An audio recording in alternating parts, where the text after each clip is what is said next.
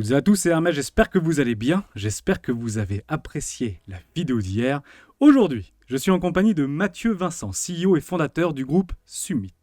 Je vais annoncer quelques chiffres et après je te laisserai te présenter. Lancé en 2019 en Irlande, c'est à Dublin il y a maintenant 4 ans. Joyeux anniversaire, il me semble que ça a été récemment ton anniversaire, donc c'est une entreprise européenne, plus de 5000 clients en 4 ans, plus de 100 millions d'euros de fonds sous gestion au plus haut du bull market, c'était en 2021. Plus de 20 000 mineurs Bitcoin connectés répartis dans 12 sites, et ce, dans 4 pays, 40 collaborateurs.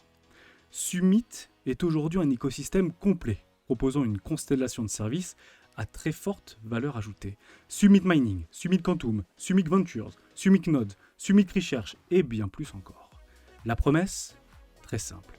Apporter des solutions d'investissement clés en main à un large public dans l'univers de la blockchain et des crypto-monnaies.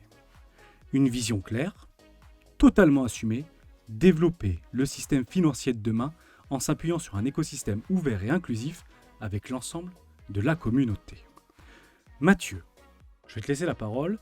Peux-tu très rapidement te présenter peut-être à des membres de la communauté qui ne te connaissent pas encore ? Yes, salut Hermas, merci beaucoup déjà de me faire passer sur ta chaîne. Comme tu disais, je m'appelle Mathieu, moi je suis fondateur de la société Summit.io et effectivement c'est une des plus grandes sociétés en Europe dans l'investissement et surtout dans le minage de crypto-monnaies. Tu l'as très bien dit, on a plus de 20 000 machines qui sont aujourd'hui sous gestion et qui sont des machines qu'on a achetées au fur et à mesure du temps pour le compte de nos clients. Avant de me lancer, moi, dans cette aventure entrepreneuriale, j'ai pas mal travaillé en tant que trader. Ça fait plus de 20 ans que je fais du trading et 7 ans qui ont été passés en tant que trader professionnel dans une société de bourse en Irlande. J'étais sur le marché du Forex et j'ai permis de développer des stratégies de trading sur ce fameux marché qu'on appelle aussi le marché d'échange, et aussi des stratégies d'optimisation du passage d'ordre de bourse. Les montants en fait à exécuter, ils se comptaient en milliards par mois, parfois on tradait 2 milliards dans la journée. Donc ça a permis à la société de générer pas mal d'argent, notamment avec ces stratégies qu'on a implémentées. Pas mal de commissions qui tombaient dans la poche de la société. Mais après, avec Summit, j'en étais pas vraiment à ma première expérience, puisque j'avais déjà lancé plusieurs entreprises dans le passé, qui ont été toutes bootstrappées. Moi, je fais pas de levée de fonds normalement, je commence et puis si ça fonctionne, je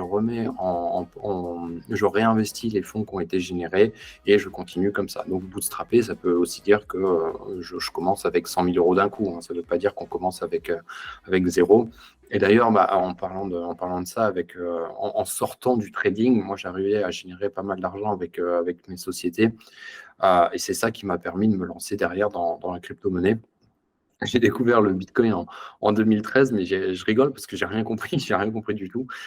J'étais trader, donc ça, je comprenais parfaitement le côté trading de la chose, mais en 2013, le problème qu'il y avait, c'est que on parlait que du Bitcoin avec des bandits, avec des dealers, des gens qui font je sais pas quoi au niveau sexuel sur Internet. Enfin, c'était vraiment tout et n'importe quoi. Et c'est pas trop orienté opportunité, investissement incroyable, ça va faire fois 1000, fois 1 milliard. Enfin, on ne savait pas, mais en tout cas, ça n'avait pas une super presse. Donc, j'avais envie d'investir dans le Bitcoin, mais je ne l'ai pas fait. Voilà, je ne l'ai pas fait parce que, premièrement, je ne comprenais rien du tout à la technologie derrière. C'est pareil, c'était très, très geek. Voilà, la technologie a permis de faire ça, des trucs, et machin. Et en fait, les gens ne comprenaient pas très bien. Quand on parlait Bitcoin, ou peu de personnes qui avaient entendu parler du sujet, personne ne comprenait rien du tout au mécanisme de la blockchain, alors qu'aujourd'hui, tout a été démocratisé. C'est beaucoup plus simple de rentrer dans la crypto comme ça. Et bref, j'ai décidé de revenir dans le Bitcoin en 2017, avant le bull market, parce que je me suis dit, voilà, bon, je suis trader, je peux pas passer à côté de ce truc. J'ai cette facilité, en fait, de comprendre le côté financier de la chose, qui est parfois, même très souvent, le problème des personnes qui veulent se lancer dans la crypto, c'est qu'elles n'ont pas du tout le côté financier. Donc, c'est compliqué de se dire, OK, je vais investir, mais je ne sais pas comment on fait. Je vais passer un ordre, je vais acheter du Bitcoin, mais je ne sais pas comment on fait. Je ne connais pas les plateformes, je ne connais pas les outils. Je ne sais même pas ce que c'est un ordre de bourse au marché ou un limite ou un stop ou un machin. Donc forcément, les gens sont un petit peu en retrait de ça. Alors que moi, ce n'était pas du tout mon cas. Moi, c'était juste qu'il y avait une opportunité que je ne comprenais pas. d'un point de vue technique, on va dire. Donc, je me suis quand même lancé et je me suis lancé dans le minage de crypto-monnaies parce qu'en parallèle de ça, ce que je faisais, c'est que j'investissais beaucoup dans l'immobilier. Et ce que j'aime dans l'immobilier, c'est le concept de rendement passif. Et je cherchais une solution similaire dans la crypto-monnaie. Est-ce qu'on peut acheter un actif qui, une fois qu'il est en place, rapporte de l'argent, entre guillemets, de manière passive en faisant rien? Et c'est là que j'ai découvert le minage de crypto, puisqu'on peut acheter des machines de minage qui, derrière, génèrent des revenus de manière passive. Alors, c'est un peu plus compliqué que ça, mais la source de la réflexion, c'était ça. Donc, beaucoup de choses qui ont été faites à partir de là et j'ai commencé à acheter des machines de minage, 1, 2, 3, 50, 100, 200 et je parlais avec mes amis investisseurs de ça parce que j'étais dans pas mal de groupes d'investissement à ce moment-là, qui étaient plus liés d'ailleurs à l'immobilier et au business en dur plutôt qu'à la crypto, hein. D'ailleurs, il n'y avait personne dans la crypto, j'étais le seul dans la crypto et dans le trading. Et je parlais bien de ça. Et on a des personnes qui ont commencé à s'intéresser à ce que je faisais en me demandant si je ne pouvais pas faire la même chose pour elles, c'est-à-dire acheter des machines de minage et les gérer comme si c'était mes machines. Et c'est comme ça qu'en fait Summit Mining s'est créé. Ça, c'était en 2019, donc on va bientôt avoir 5 ans. C'était janvier de 2019. Et, euh, et on a commencé à acheter voilà, des machines pour le compte de mes amis et de les gérer comme si c'était les miennes. Et en parallèle de ça, il y a un truc qui était extrêmement important pour moi, c'était le côté éducation. Donc, c'est-à-dire qu'il n'y avait pas que le côté financier. C'est pour ça que je faisais partie du groupe d'investisseurs, puisque c'est pas juste, tiens, moi j'ai gagné, toi tu as perdu, moi j'ai fait ci, j'ai acheté ça. Non, c'est qu'est-ce qu'on peut s'apporter entre nous en termes de connaissances. Et donc, moi, j'ai apporté toute la connaissance liée au marché financier, qu'est-ce que le trading, pourquoi il faut en faire ou pourquoi il ne faut pas en faire, c'est plutôt dans ce sens-là. En tout cas, voilà, il faut la connaissance pour savoir si oui ou non c'est fait pour toi ou pas. Puis, quels sont les pièges à éviter dans la crypto, qui sont les mêmes que ceux qui existaient dans le marché du Forex, avec toutes les arnaques, les Ponzi, les machins, et puis pour retirer tes fonds, il faut renvoyer de l'argent, enfin, tous les trucs où on peut très facilement se faire avoir si on n'a pas une éducation financière poussée. Et donc, c'est les choses que je mettais que j'enseignais, entre guillemets, en parallèle de l'investissement pur et dur. Voilà un petit peu le lancement, la genèse de Summit, surtout de Summit Mining. Et après, on a lancé d'autres services. Merci Et je beaucoup. pense qu'on reviendra plus tard dessus. Ouais. Merci beaucoup Mathieu pour cette très longue présentation. Tu as répondu d'ailleurs à plusieurs questions d'introduction et je t'en remercie. Ah, ça va. Ça permet tout simplement d'entrer tout de suite dans le vif du sujet, hein. On va parler investissement, on va parler écosystème, on va parler finance, mining survitaminé. D'ailleurs, depuis plusieurs années, Summit a multiplié les initiatives en commençant par son cœur de métier, tu l'as très bien rappelé, le mining, le minage de Bitcoin. La première question, elle est extrêmement simple. Est-ce que ta vision du business entre 2019 et aujourd'hui, depuis la mise en route de ta première ou de ton premier site d'exploitation de minage, est-ce que ta vision a changé du marché? Alors, la vision, elle a pas vraiment changé, en fait, assez affûtée à ce niveau-là, puisque en fait, il y a deux choses. Il y a le côté purement business, puisque évidemment, aujourd'hui, je suis un meilleur entrepreneur qu'il y a 5 ans, et dans 5 ans, je serai un meilleur entrepreneur qu'aujourd'hui. Donc, au niveau du business en lui-même, bah, j'ai compris l'importance de s'entourer des bonnes personnes. Et au niveau derrière du marché, si on en précise plus là-dessus, j'ai vu le marché quand même se professionnaliser davantage. Et il y a quelque chose que les gens n'aiment pas en général, c'est le côté régulation. Tout le monde est là, oui, on me demande ma carte d'identité, on me demande mon avis d'imposition, mon machin, bientôt on va me demander mon groupe sanguin et aller faire un test ADN. Alors, évidemment, on plaisante là-dessus, mais c'est vrai que ce que j'ai expliqué en 2013, quand moi j'ai découvert le Bitcoin, c'est qu'en fait, il y avait pas toute cette régulation. Donc en fait, on parlait du Bitcoin que d'un truc pour les criminels, quel que soit le niveau de criminalité. En tout cas, ça ressemblait pas à une révolution pour monsieur et madame tout le monde. Et, euh, et ça, même depuis 2017, en fait, on a vu la régulation arriver peu à peu et faire en sorte que le Bitcoin se cadre de plus en plus. Et on a beaucoup moins d'acteurs aujourd'hui qui sont peu scrupuleux sur le marché. Tout se professionnalise. On voit aussi des diplômes qui sont en train d'être sortis, des formations qui sont extrêmement qualitatives. Et ça, c'est quelque chose qu'il n'y avait pas déjà il y a 5 ou 6 ans au niveau du marché. Ça, c'est vraiment une évolution, même au niveau des chaînes des chaînes YouTube, hein, comme la tienne. On n'avait pas autant de qualité à cette époque-là. On dirait qu'on parle de ça il y a 20 ans, mais non, on parle de ça il y a seulement 5, 6, 7, 8 ans. Et c'est ça, moi, qui m'avait le premier mis en échec par rapport à l'investissement. C'était le fait d'être mal accompagné, de ne pas savoir si la société X ou Y, en fait, elle était sérieuse ou pas. On l'a vu avec MTGOX, on l'a vu avec plein de sociétés qui sont plus ou moins barrées avec la caisse. Bon, aujourd'hui, c'est quand même plus difficile, même si on a des affaires FTX qui émergent et qui continueront d'émerger. Mais voilà, ça, c'est la vie, hein. Tu peux mettre toutes les règles en place. Il y a toujours quelqu'un qui roulera plus vite que ce qui est autorisé ou qui boira ou qui machin. Donc, en tout cas, c'est un vrai changement au niveau des années, hein, ce truc-là. Merci beaucoup pour ce tour d'horizon. C'est intéressant ce que tu dis. Ça fait la deuxième fois que tu le répètes. Quand tu es tombé un petit peu dans ce business des crypto-monnaies, on parlait d'hackers, on parlait de terrorisme, on parlait de blanchiment d'argent. On le fait très souvent avec la communauté des rois en revenant un petit peu dans le passé, notamment en fin des années 90, où ça n'a pas été très différent vis-à-vis en fait, de la catégorisation d'Internet. Internet avait toujours été considéré en fin des années 90 comme un repère de pédophiles, un repère de terroristes. On pouvait acheter des produits illicites sur le marché noir, de l'armement. On pouvait même y fabriquer une bombe nucléaire directement sur Internet. Et évidemment, ça a bien évolué. Et si tu me posais la question, est-ce que j'aurais investi, moi, des premiers deniers à la fin des années 90, la réponse est non, bien évidemment. Mais il est vrai que les institutionnels ont vu les potentiels d'une Internet et d'une mondialisation sans pareil, avec une accélération des usages, et qui a provoqué d'ailleurs la bulle des dot-com.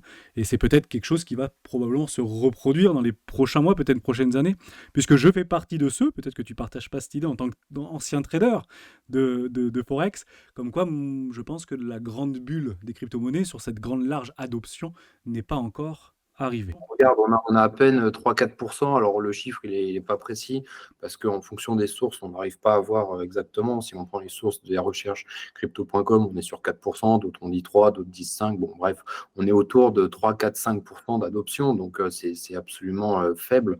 Regarde si ça devient quelque chose comme Internet, où quasiment tout le monde a Internet aujourd'hui. En tout cas dans les pays développés, on n'est clairement pas, on n'est clairement pas encore, on n'a pas encore décollé, hein. On est en train de Absolument. préparer Et je pense pour que repartir.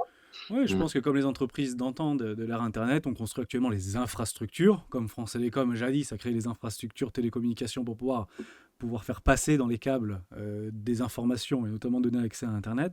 Je pense que c'est à peu près la même chose que construire les projets, dont le tien, hein, construire les infrastructures pour accompagner les adoptions de demain. D'ailleurs, ça me donne cette fameuse transition. Ça fait quelques mois, plusieurs services se sont vus alimenter les propositions de valeur de Summit. On va parler de Gravity, on va parler notamment de Quantum, c'est de l'investissement qui est peu risqué, probablement basé sur du earn. Il y a Submintnode, notamment des solutions de masternode sur le principe de la délégation de nos propres crypto-monnaies. Est-ce que ces services, destinés à un public plus large et fortement d'ailleurs concurrencé par rapport à d'autres solutions qui existent sur le marché, a-t-il réussi à convaincre vos clients, mais historiques, puisque tu as commencé avec le mining, et est-ce que tu as réussi à faire grandir ta communauté sur ces nouveaux services et plus globalement des nouveaux clients depuis les 2 dernières années? Ça, c'est une question qui est super intéressante parce qu'en fait, la réponse, elle est à la fois oui et à la fois non. C'est-à-dire que les services que tu as évoqués, euh, ils, euh, ils sont à destination d'un type de clientèle précis qui n'est pas nécessairement le type de clientèle de Summit Mining. Je vais donner un exemple pour ne pas rentrer peut-être dans trop de détails, peut-être un exemple ou deux. C'est que Summit Mining, c'est un investissement clé en main. Voilà, donc tu nous confies des fonds et derrière, nous, on va les investir dans des machines de minage. Summit Gravity, c'est la même chose, sauf qu'on va investir dans des cryptos qu'on estime être à fort potentiel. Donc, c'est du clé en main, c'est du délégué.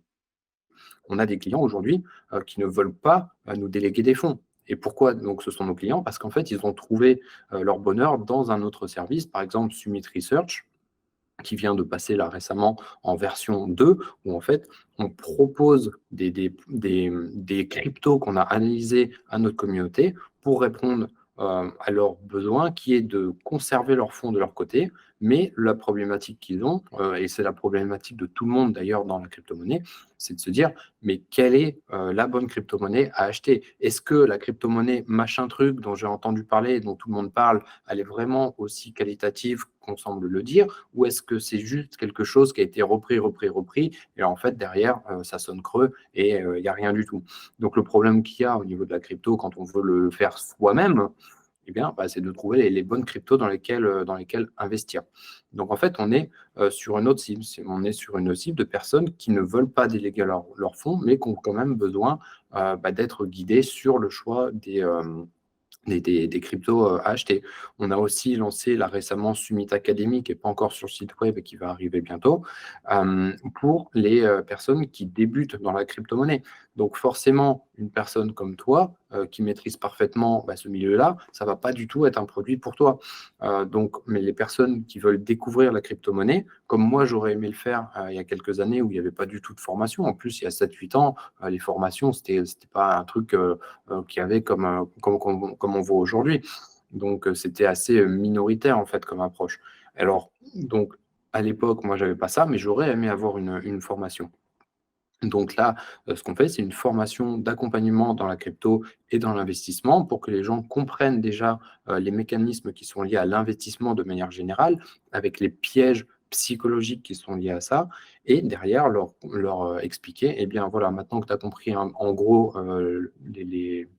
ce qui est important dans la finance et dans l'investissement, eh bien voilà ce qui est intéressant dans la crypto-monnaie, voilà à quoi ça sert la crypto-monnaie, et derrière, bah, ça permet de former et d'aider la personne à comprendre le milieu dans lequel elle met les pieds. Mais typiquement, bah, ce n'est pas du tout un service qui est intéressant pour beaucoup de nos clients qui connaissent déjà la crypto-monnaie, en fait. Donc c'est pour ça que la réponse, c'est à la fois oui, on a beaucoup de clients qui ont rejoint d'autres services, mais il y a aussi à la fois, non, puisque en fait, les produits sont là aussi pour adresser un marché plus large et pour, bah, grappiller à droite à gauche des parts de marché, mais pour aussi développer l'écosystème derrière. Parce que, par exemple, Summit Academy, donc on a des personnes qui connaissent pas la crypto qui arrivent dedans et derrière, on pourra aussi leur proposer un service. OK, bon, bah, maintenant que tu as compris ce qu'est la crypto, qu'est-ce que tu veux faire? Est-ce que tu veux gérer tes fonds toi-même? Donc là, on peut t'aider avec, research en te disant, quelle, crypto il faut acheter. Ou alors, tu pas envie parce que tu pas le temps ou tu pas la connaissance et tu pas spécialement envie de l'avoir, mais tu as quand même compris ce qu'était la crypto avec ses risques et ses avantages. Et dans ce cas-là, on peut peut-être t'aider avec, Summit Mining ou Summit Gravity. Pareil avec Quantum, pareil avec les nodes. Les nodes, c'est pareil, c'est un truc extrêmement spécialisé. Il y a beaucoup de personnes qui ne savent pas ce que sont les nodes, hein, donc les nodes, les masternodes. Donc clairement, bah, on sait directement que le produit, il est clairement pas pour eux. Ok, bah ça me permet d'ailleurs de rebondir sur ce que tu as dit juste avant. Et si tu veux, on peut parler des notes si peut-être que ça pourrait intéresser quelques personnes. Sinon, on le poursuivra directement dans le Discord des rois du marché. Pour la plupart d'entre nous, avec un grand N majuscule, nombreux ayant vécu le bear market, hein, et voire plusieurs pour certains encore une fois, et en Mhm. fait qui ont aujourd'hui eu le temps de se former, qui ont eu d'ailleurs le temps de s'informer, notamment sur les dangers comme sur les opportunités promises, on peut le dire comme ça, par les technologies blockchain et ces ruptures technologiques, notamment liées aux crypto-monnaies. L'écosystème Summit dans son ensemble est davantage en fait, ou va davantage concerner un public peut-être non avisé, non expérimenté, j'ai presque envie de dire des bons pères de famille qui souhaitent sans trop se prendre la tête pour pouvoir mettre quelques pieds dans l'univers de la blockchain, des crypto-monnaies. Dès lors, moi j'ai deux questions à poser qui vont probablement se rejoindre et qui probablement est très importante. La première, c'est comment convaincre des utilisateurs qui sont déjà éduqués à rejoindre l'écosystème Summit.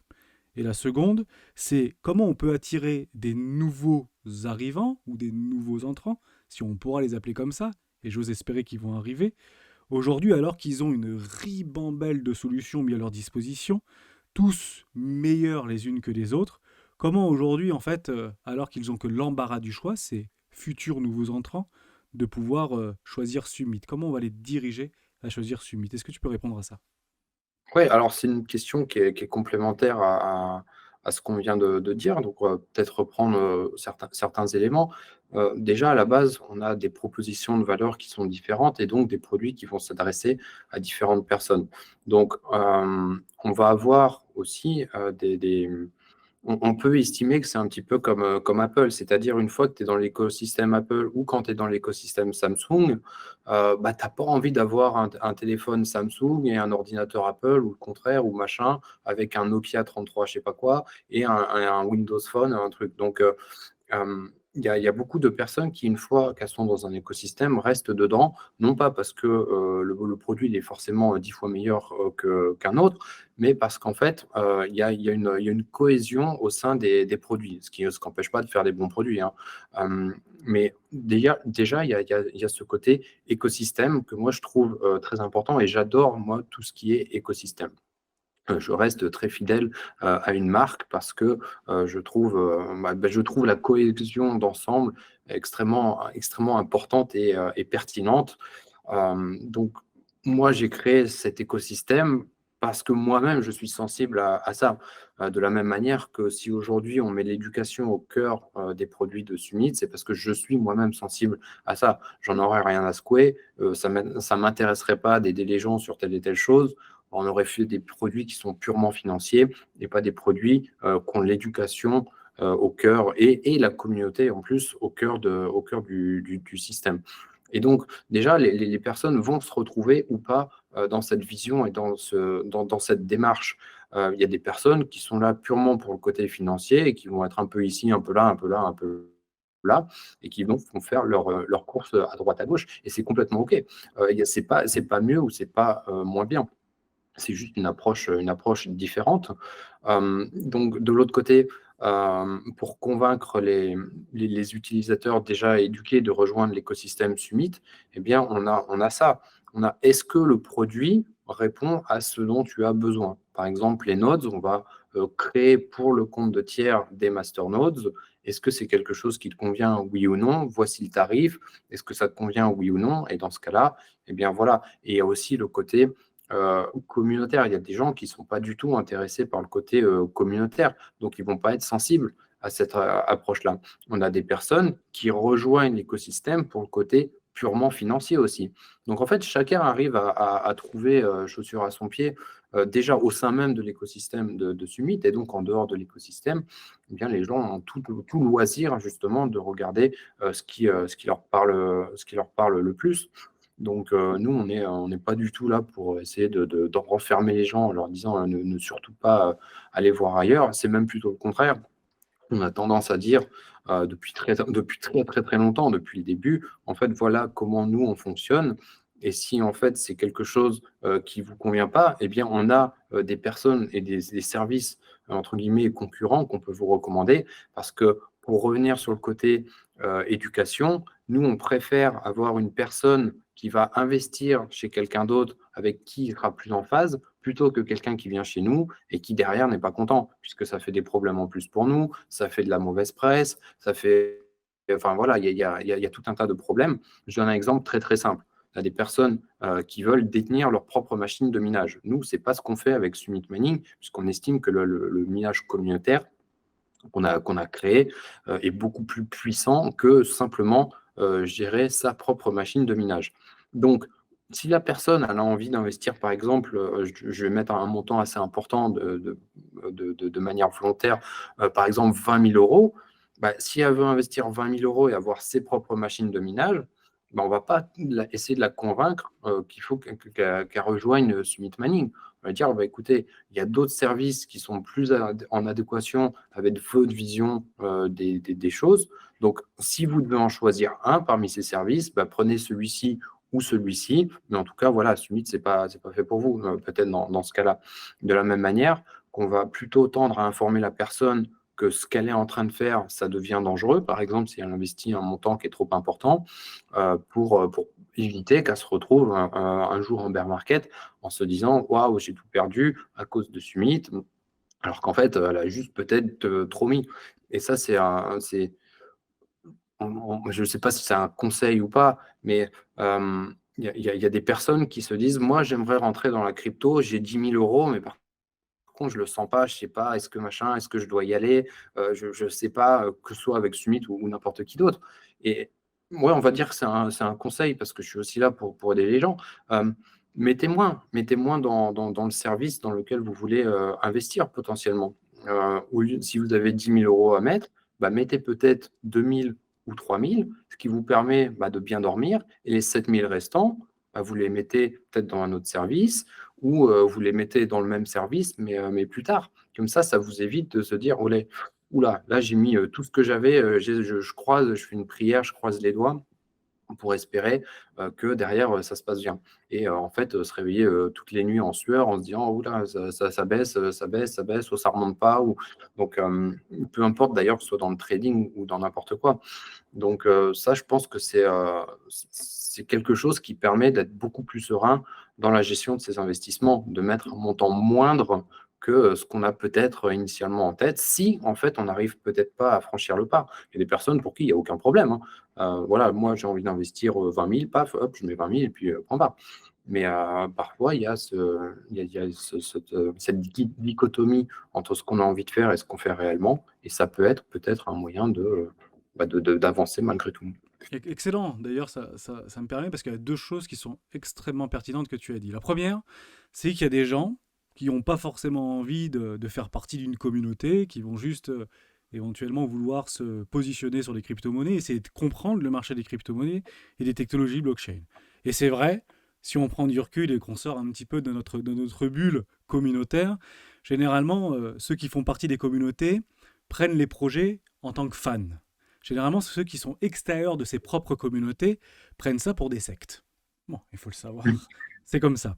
Maintenant, on va donc parler des individus qui sont plutôt externes sans pour autant parler de communauté, même si on le sait, la communauté summite depuis maintenant plusieurs années est forte et très présente, notamment sur les réseaux sociaux.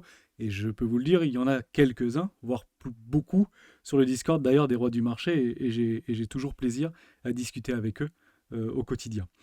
Maintenant, il y a une question en fait qui est assez simple. Il y a un truc qui m'a vraiment attiré, moi, quand j'ai commencé à m'intéresser à ton produit. D'ailleurs, il y a la nouvelle version et j'ai été notifié de cette nouvelle version. J'ai donc acheté pour pouvoir la tester. Ça s'appelle Summit Recherche. Bon, Research. Ok. Cela répond en fait plutôt bien, j'ai envie de dire, aux difficultés rencontrées par les cryptophiles, dont je fais partie, que ce soit les débutants ou que ce soit les plus expérimentés.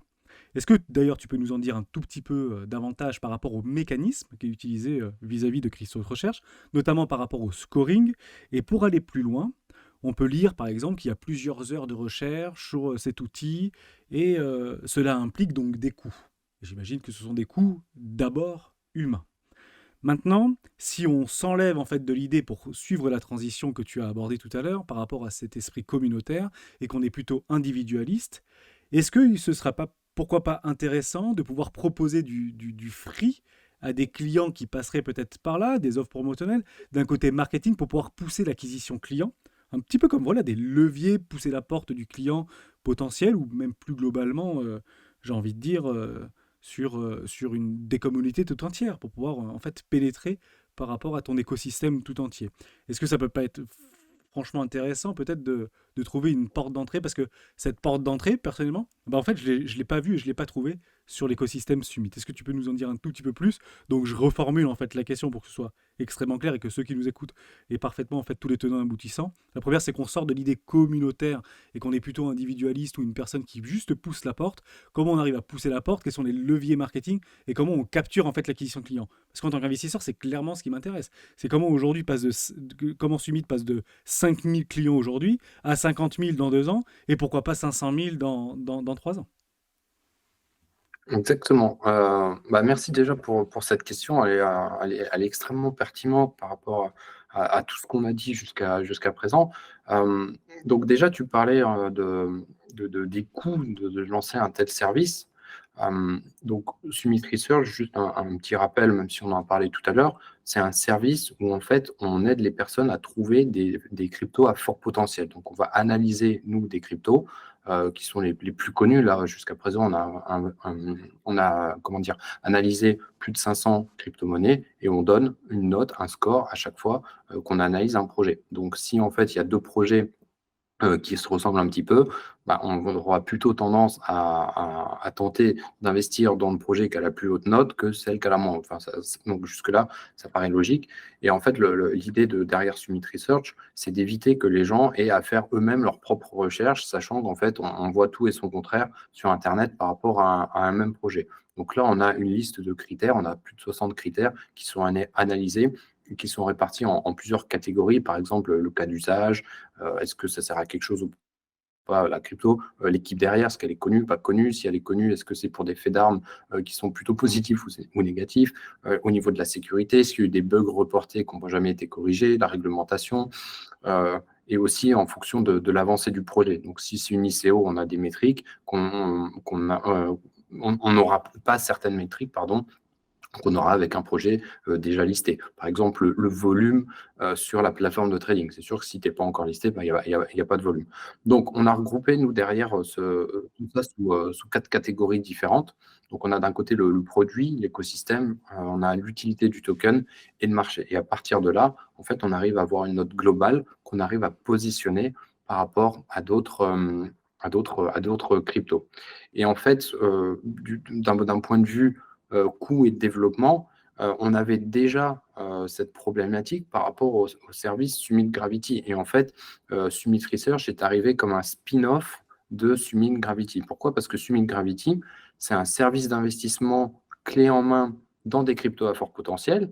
Donc, vous nous confiez des fonds et on essaye de trouver des cryptos à fort potentiel. Donc, la question est, mais comment trouvez-vous des cryptos à fort potentiel?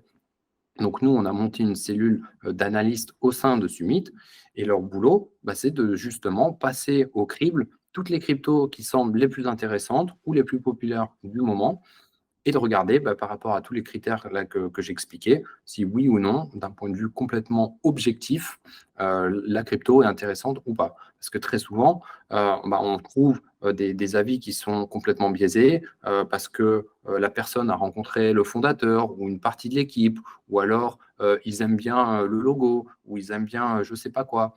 Et en fait, ça ne veut pas forcément dire que la crypto est bonne, que l'équipe derrière est bonne et que le cas d'usage est bon. Donc nous, pour éviter de se faire influencer, notamment pour avoir derrière investi avec les fonds dans Summit Gravity, on avait besoin de savoir si oui ou non telle ou telle crypto est intéressante ou pas. Et pour la dernière question que tu posais, est-ce que ça peut être un bon levier d'acquisition ou une bonne porte d'entrée pour Summit, de manière générale? La réponse, c'est oui. Donc là, en fait, si tu n'as pas entendu beaucoup parler de ce service-là, c'est que jusqu'à présent, il était en version 1 et on n'avait pas fait trop de bruit parce qu'on attendait une version 2. Donc, c'était en mode MVP avec juste quelques clients qui nous ont fait des retours, puisqu'on ne peut pas lancer en grande pompe tous les services de la même manière. Et donc, là, on a lancé, je disais, c'était récemment, c'était hier en fait, on a lancé le nouveau service en version 2 de Summit Research. Et là, on va pouvoir justement, exactement comme tu disais, commencer à discuter de ça et aussi faire des analyses des projets qui on voit en poupe. Par exemple, si on entend parler du nouveau projet machin truc, on pourra nous l'analyser et derrière dire, regardez, nous, on l'a analysé. Si vous voulez découvrir le score, rejoignez-nous. Et puis, de manière avec parcimonie, on pourra aussi donner accès à des trucs gratuits par-ci, par-là, d'un point de vue purement marketing, sachant qu'on va aussi développer une communauté qui sera propre à ça, c'est-à-dire les personnes qui recherchent des crypto-pépites. Et donc, on pourra mettre en place des concours pour faire gagner des abonnements, des machins, des trucs, puisque c'est un service qui n'est pas soumis à enregistrement obligatoire, puisque finalement, on vend de l'information. Et donc, ce sera un très, très bon levier d'acquisition. Mais comme, en fait, tous les produits de Summit, et comme tout ce qu'on fait aujourd'hui et tout ce qu'on fera demain, on y va petit à petit, puisque l'idée, c'est pas de cramer de l'argent dans des idées, des machins, des trucs. Voilà, on y va petit à petit, on teste. Si ça fonctionne, on reteste autre chose et on continue comme ça progressivement. De la même manière, d'ailleurs, que l'ICO qu'on est en train de faire, c'est pas une ICO qui est arrivée là le premier jour, comme souvent on voit des projets. Ah tiens, j'ai une idée de génie et tiens, regarde, je vais faire une levée de fonds. En plus, c'est le moment. Tout le monde parle d'ICO. C'était à grande mode en 2017-2018. Nous, c'est pas du tout l'approche qu'on a voulu avoir, même après, hein, ça a duré bien plus tard. C'est pas du tout l'approche qu'on a voulu avoir. On a lancé Summit Mining, on a attendu que ce soit profitable, on a attendu de lancer Gravity et Quantum pour se dire, OK, là, ce serait intéressant de développer l'écosystème et là, on a besoin de fonds pour développer les services et là, on va aller faire une demande de levée de fonds via une ICO et pas juste lancer des trucs comme ça parce que c'est la mode. Voilà, donc en fait, on essaye vraiment de se positionner déjà avec des produits qui fonctionnent avant d'aller frapper à la porte des investisseurs pour leur demander des fonds. Ça c'est une approche que j'aime beaucoup moins, en fait, puisque j'ai pu voir beaucoup de startups échouer à cause de ça, c'est-à-dire avoir juste une idée qui parle peut-être à un investisseur et qui fait un pari, en fait, qui me semble des paris extrêmement osés, en espérant que le gars arrive à lancer sa vision, son truc et son machin, alors qu'en fait, bah, nous, on a déjà, par exemple, l'historique. Voilà, nous, on est là depuis longtemps, on a beaucoup de monde dans la team, t'en parlais en introduction. Donc, même si on a encore tout à prouver, on a déjà quand même prouvé pas mal de trucs. Et donc, on se sent plus en phase pour aller chercher de l'argent et continuer à développer la vision qu'en arrivant le premier jour avec juste une idée sur un bout de papier. Mais il y en a qui arrivent parfaitement, hein. Donc, comme j'expliquais tout à l'heure, comme on peut aimer ou pas faire partie d'une communauté, il y a des personnes qui montent des startups et qui sont extrêmement brillants au développement comme ça, exponentiel et hyper rapide de produits. Moi, c'est pas mon cas. Voilà, moi, je prends mon temps, mais c'est en allant lentement qu'on arrive à aller vite, en fait. Je sais que c'est un petit peu un pléonasme, mais c'est un peu l'idée quand même. Je suis Tu partages la vision un petit peu de la communauté des rois, puisqu'on dit souvent chez les rois qu'on a le temps. Donc on prend Ouais, généralement le temps de bien faire les choses.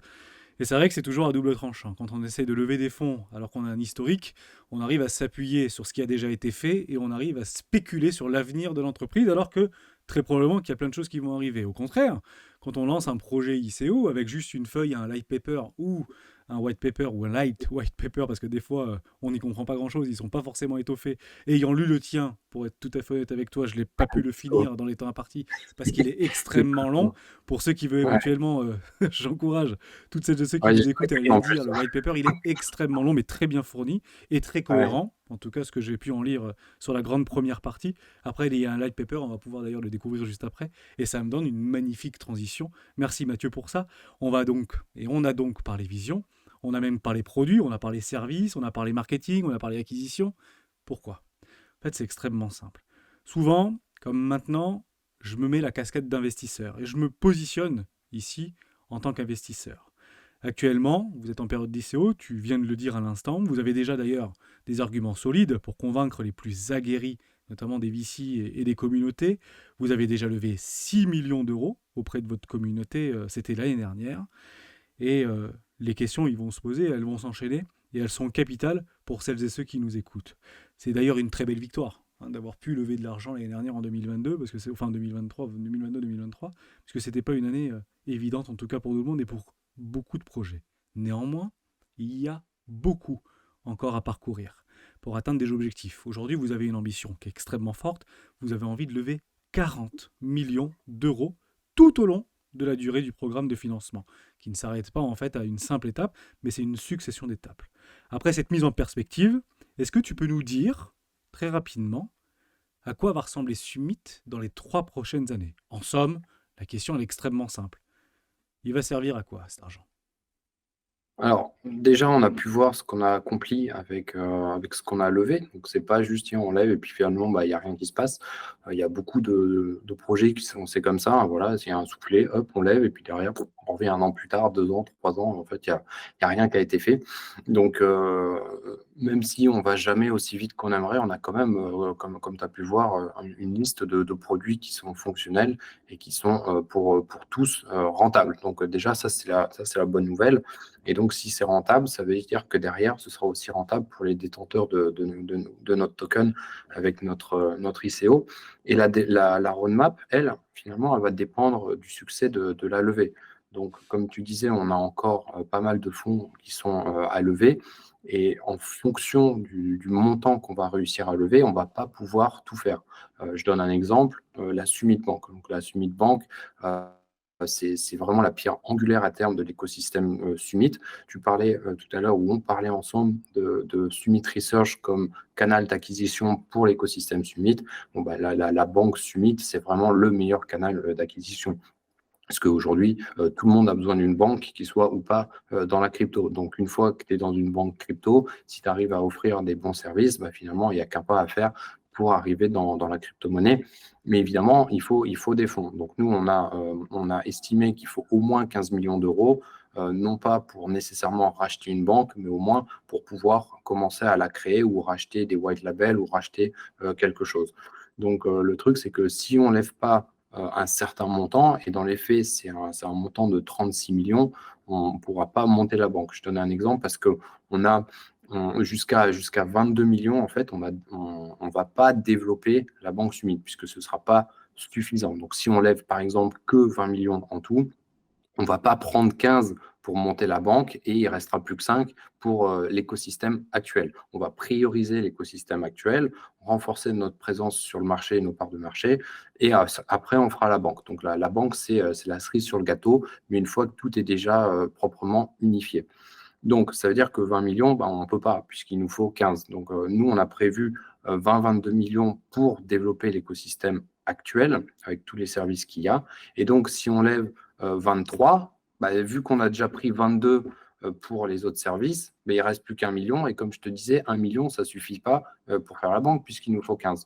Donc, si on lève 23, 24, 25, 26, 27, bah, c'est pareil, ce n'est pas suffisant. Donc, cet argent-là retournera vers les produits qui sont déjà existants.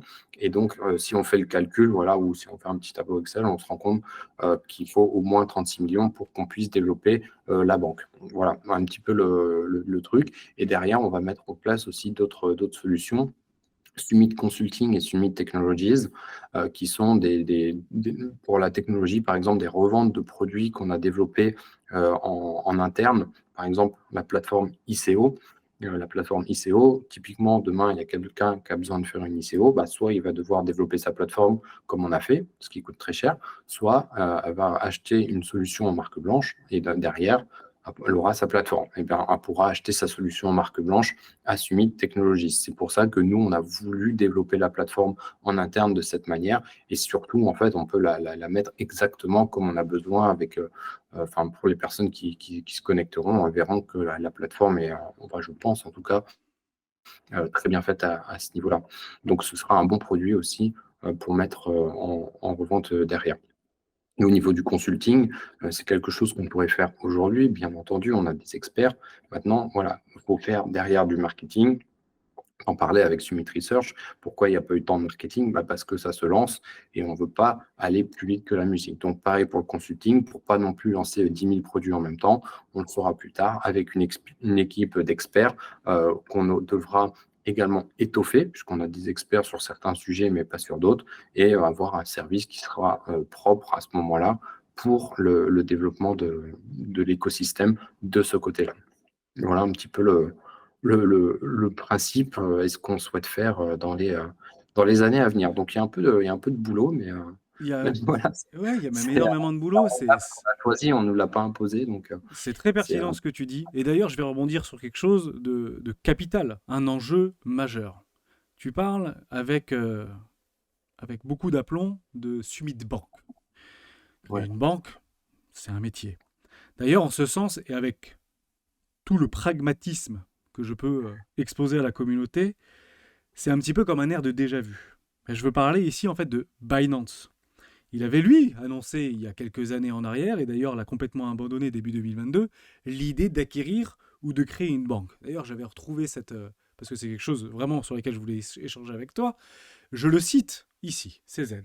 Les banques ne sont pas bon marché. Les banques sont trop chères et pour très peu de revenus commerciaux. Le montant de capital requis est assez élevé. Les approbations réglementaires pour acheter une banque est la même ou plus que la création d'une nouvelle banque, ce qui est très onéreux. Si les régulateurs bancaires disent écoutez, vous ne pouvez pas travailler avec les cryptos, ils peuvent vous retirer votre licence si vous ne le faites pas. Donc acheter une banque n'empêche pas les régulateurs de vous dire non, vous ne pouvez pas toucher à la crypto. Donc de plus, nous aurions besoin d'une banque correspondante partout dans le monde, notamment pour traiter différentes devises. Ça, c'est la première chose en cas d'utilité. En fait, pourquoi créer une banque? Quelle problématique Summit en fait veut répondre dans cette idée en fait de vouloir créer ou acquérir une banque? Deuxième chose, tu as parlé d'acquisition client. Et c'est vrai que avoir une banque, c'est vraiment l'autoroute, le péage mais autoroutier derrière, tel un tunnel pour pénétrer les technologies blockchain, le monde de la crypto-monnaie, la finance décentralisée, etc. Magnifique en fait cheval de Troie. On a presque envie de le dire comme ça. Maintenant, moi j'ai souscrit une banque il y a quelques années qui s'appelle Orange Bank et qui a annoncé son dépôt de bilan récemment.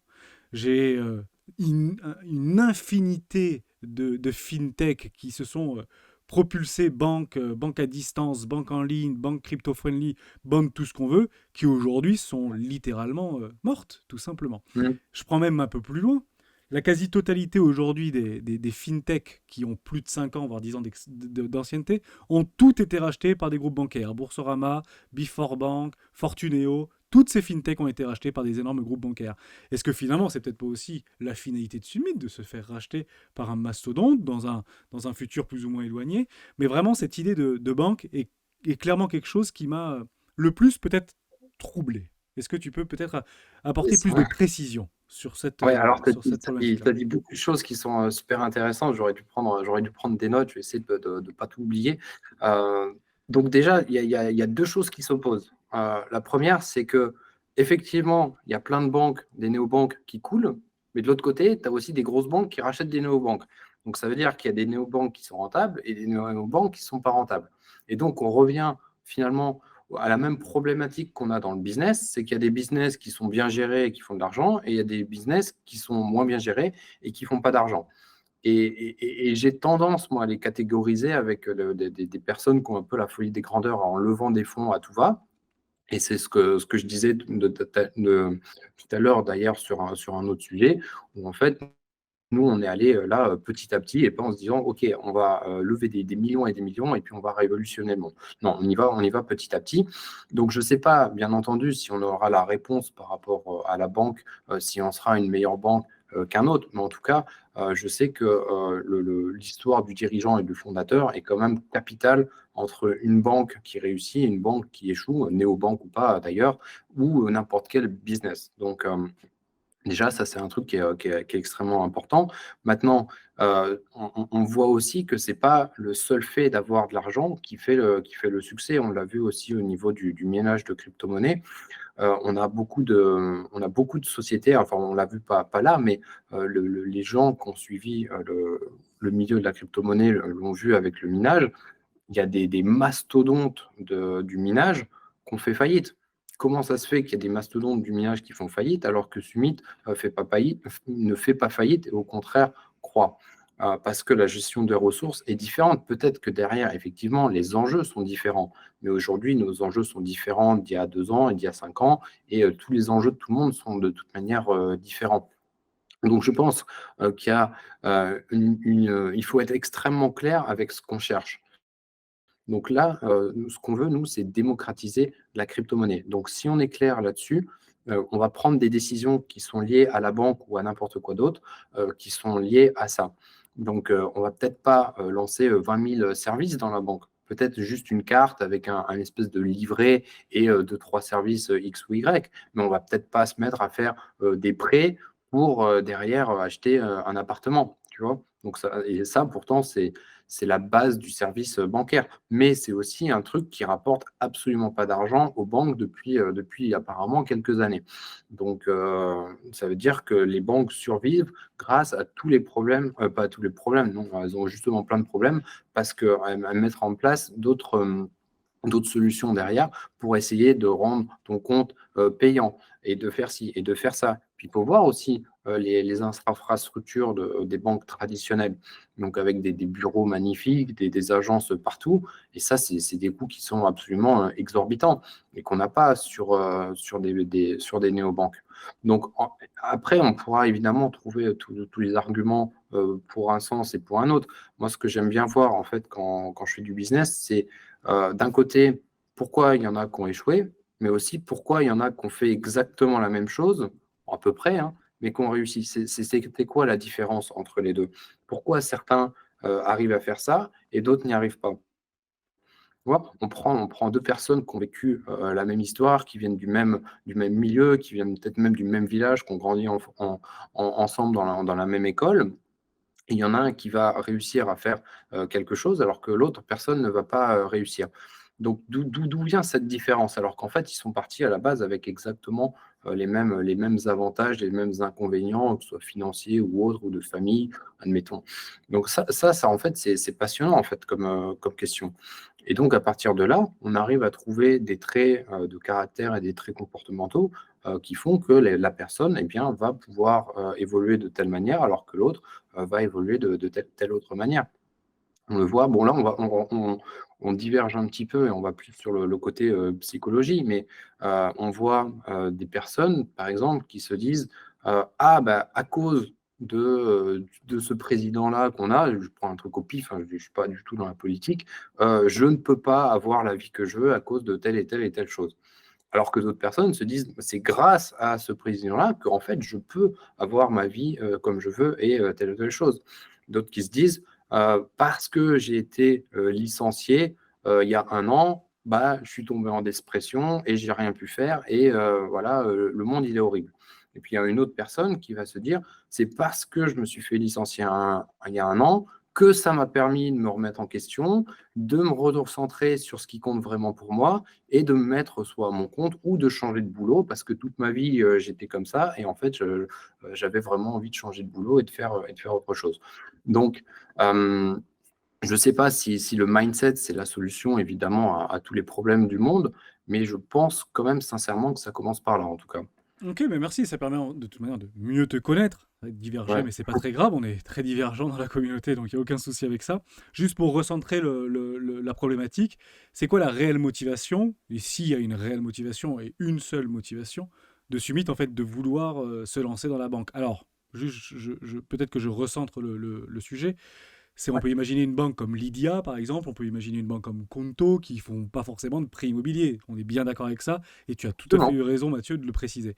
Voilà, juste la réelle motivation pour Summit, en fait, de se sentir peut-être obligé, peut-être contraint, de créer une banque. Non, pas du tout obligé, pas du tout contraint. En fait, les services que j'ai lancés petit à petit avec Summit, en fait, c'est des services qui répondent à mes propres problématiques. C'est-à-dire qu'aujourd'hui, quand on veut investir dans la crypto, c'est compliqué.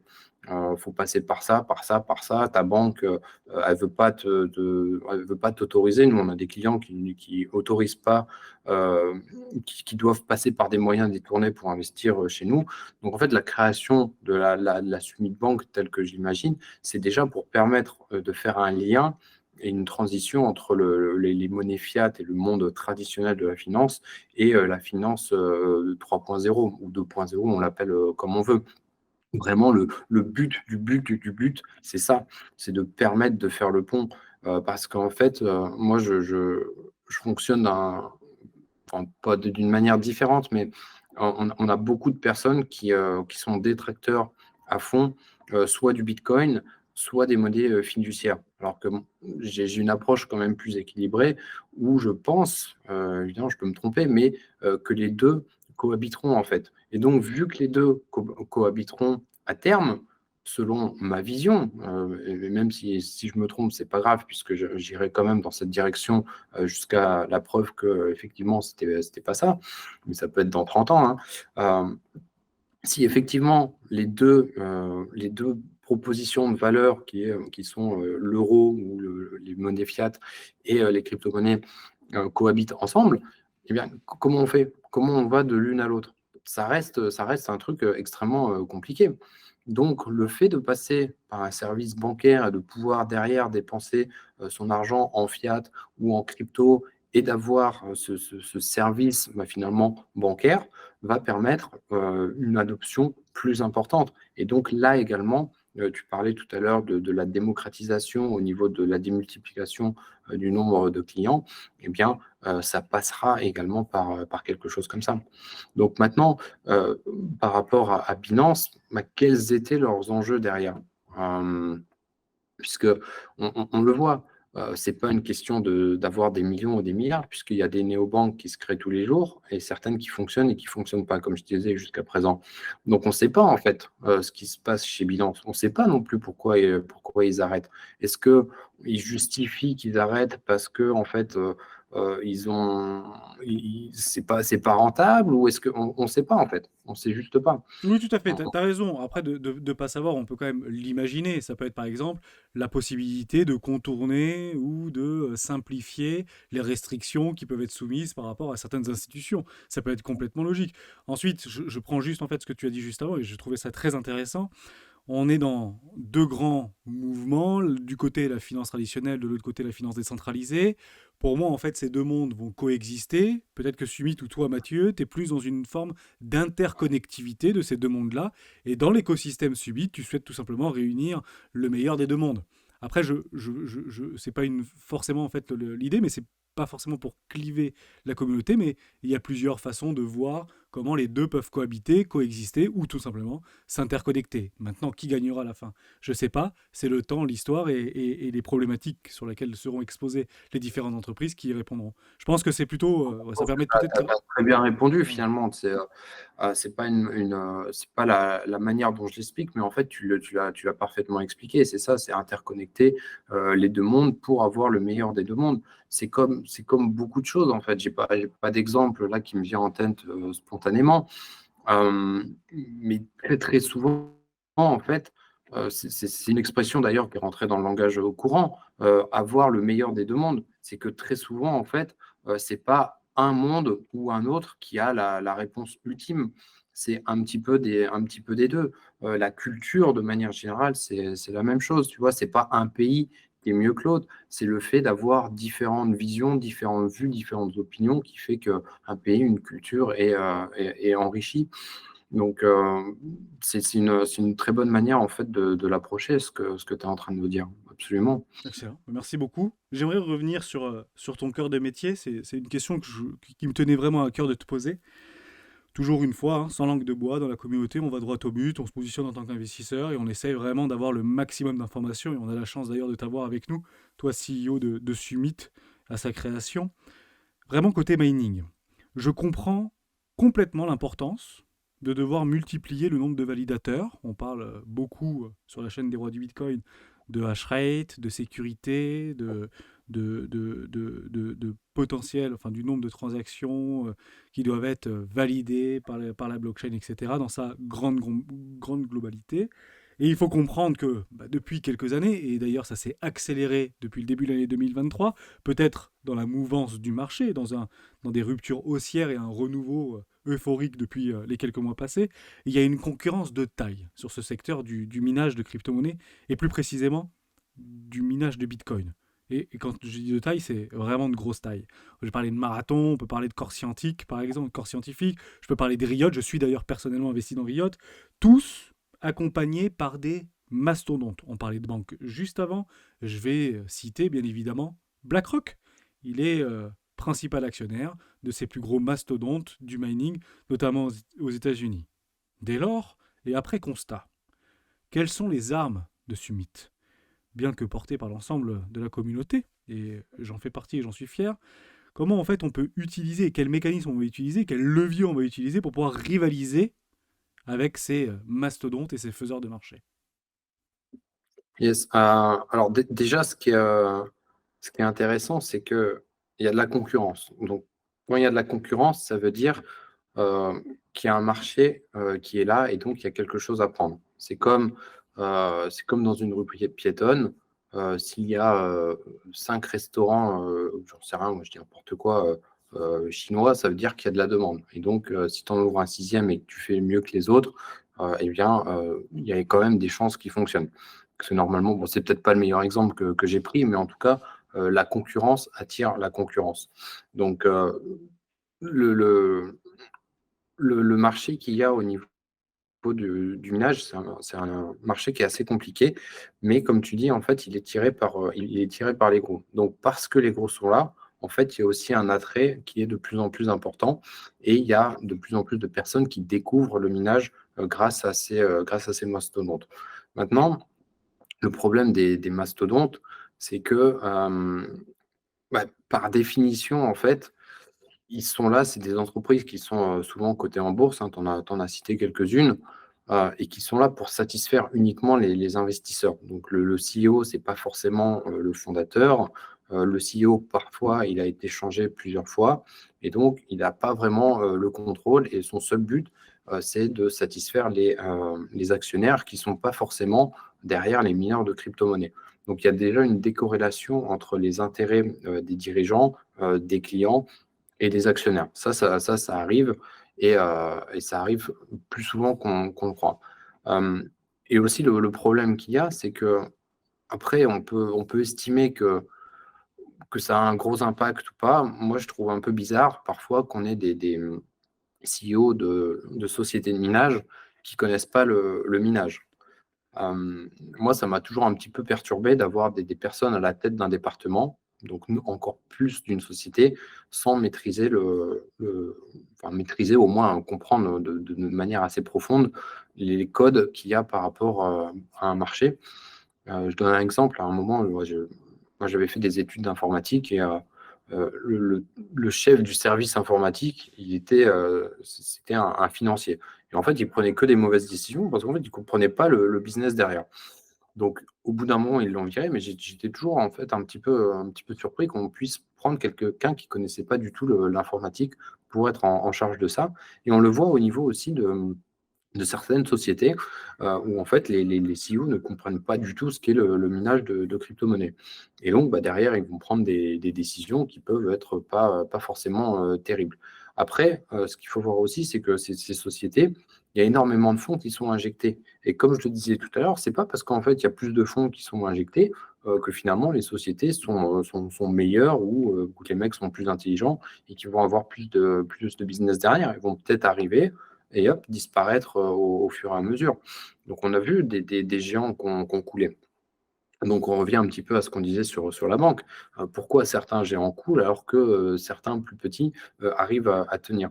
On a Celsius, hein, Celsius avec le mining qui avait coulé, je crois, en juillet 2022, ils étaient énormes. Voilà. Donc comment c'est possible?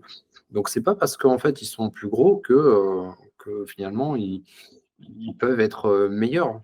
C'est pas forcément le cas, puisque derrière aussi, très souvent, il y a des dépenses qui sont inconsidérées en achetant tout et n'importe quoi. Ah, bah, il y a un site, tiens, on va l'acheter, même si c'est 2 fois ou 3 fois le prix. On a l'argent, il nous faut ce site-là, hop, on l'achète et on y va.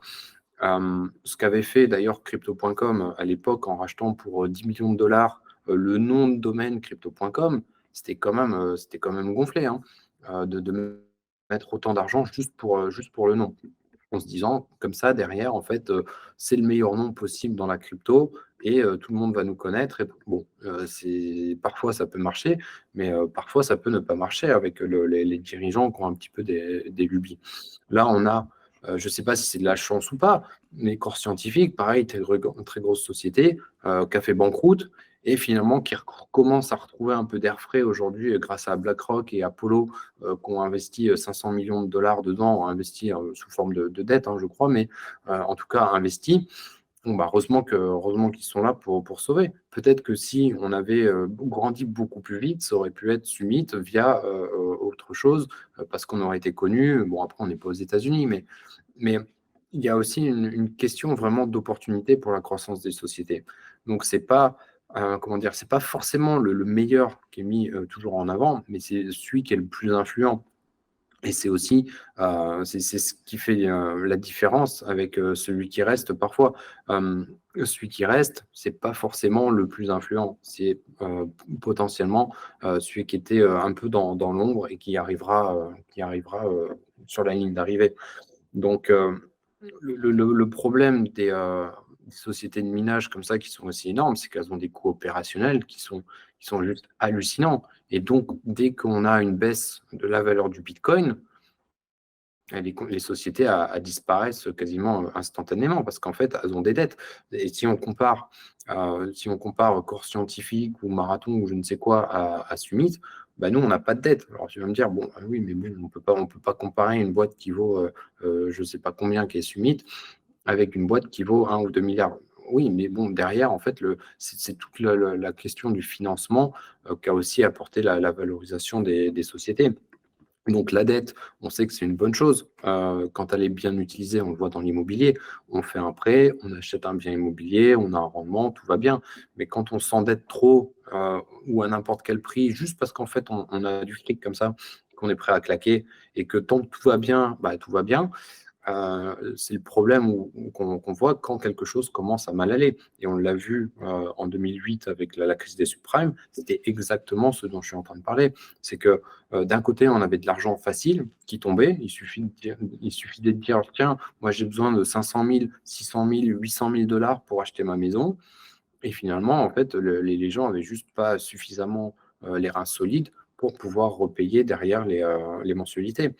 Et quand le prix de l'immobilier a commencé à tomber et que le prix des mensualités a commencé à augmenter, donc on a vu un écart se creuser de plus en plus et toutes les faillites qui ont été mises à la suite les unes des autres.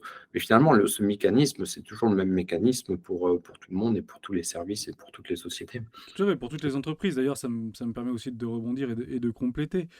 La particularité du mining en tant que tel, c'est que la plupart des acteurs sont réunis au sein de pools de mining qui se redistribuent de façon égalitaire l'ensemble des rendements, notamment des gains de minage. Alors les gains, c'est de blocs, parce que les frais de transaction, même si avec quelques attaques, qu'on pourrait appeler ça comme ça, vis-à-vis des ordinals, ça peut être éventuellement du chou gras pour les mineurs de mining, tu pourrais éventuellement nous en donner un mot.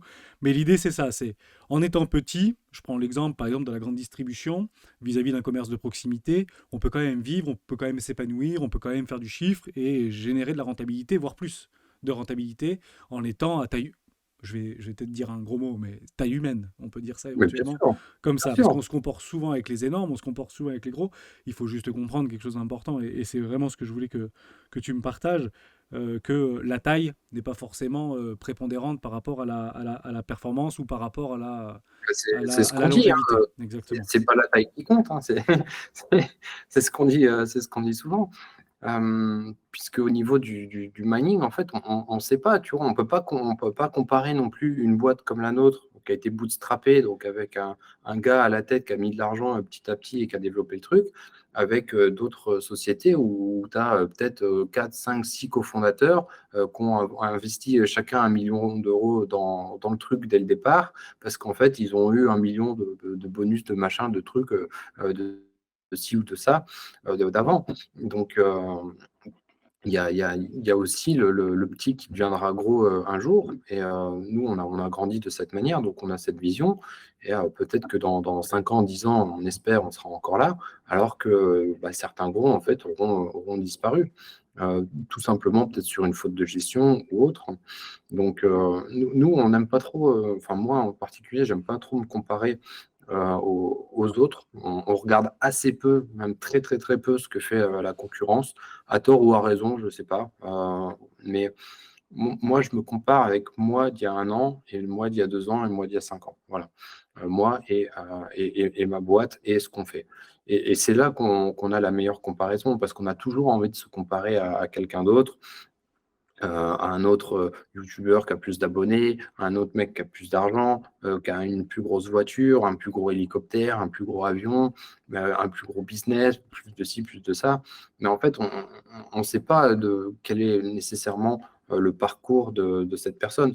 On voit aussi des sociétés qui sont lancées par des personnes, voilà, bah, c'est les parents qui ont financé. Donc c'est sûr que bah, quand tu commences avec 10 millions d'euros de financement pour ta boîte, et si en plus de ça, tu es au bon endroit, au bon moment, et que tu es bien taillé d'un point de vue mindset, bah forcément, tu auras des résultats qui seront bien plus rapides que des gars comme nous qui avons un parcours qui a absolument rien à voir. Ouais, complètement. Donc, D'ailleurs, mm, ça permet d'aller un petit peu plus loin. On comprend bien, je l'ai sous les yeux au niveau de la slide. L'objectif de Summit du côté mining, c'est de construire la plus grande ferme de minage communautaire au monde.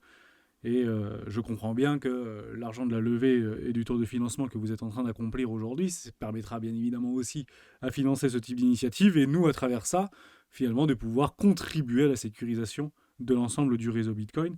Et ça peut être une excellente initiative, surtout que bah, c'est une boîte européenne et il n'y en a pas tant que ça, des boîtes européennes, notamment dans le mining. Donc ça peut être aussi, on revient et j'avais vraiment envie de revenir sur ton cœur de métier. Maintenant, on va peut-être rentrer plus dans ta levée de fonds parce que c'est super intéressant vis-à-vis d'un seul aspect. On en a beaucoup parlé, on en parle beaucoup avec les membres du Discord, les levées de fonds, les ICO, le tokenomics, etc. Il y a quelque chose qui m'a surpris parce que c'est pas courant en réalité. J'ai vu que 43,5% des tokens étaient directement proposés pour la vente communautaire. Généralement, on voit plutôt sur des projets anglo-saxons, américains, même francophones et européens, plutôt 2, 3, 5, peut-être 6% qui est réservé au public ou à la communauté. Pourquoi ce choix? Hein, ça, c'est une première question. Qu'est-ce qui a finalement motivé ce choix?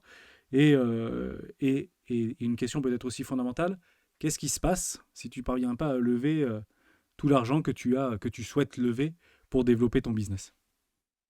yes. Alors, au niveau de l'allocation, bah, le choix, il a été porté clairement sur la communauté. Ce qu'on veut, c'est pouvoir créer un token derrière qui n'est pas ultra spéculatif, mais qui se base sur du real yield.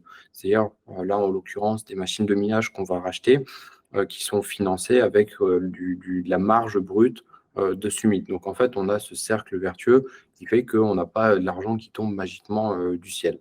Et donc, tout ça est mis en place derrière par la communauté et c'est un moyen de remercier la communauté justement pour le succès qu'il y a au niveau de Summit, puisque quel que soit ce que fait Summit et quel que soit où on sera demain, tout n'est que grâce aux clients qu'on a aujourd'hui. Donc, la communauté, c'est vraiment un rôle absolument crucial et essentiel au sein de Summit et de l'écosystème.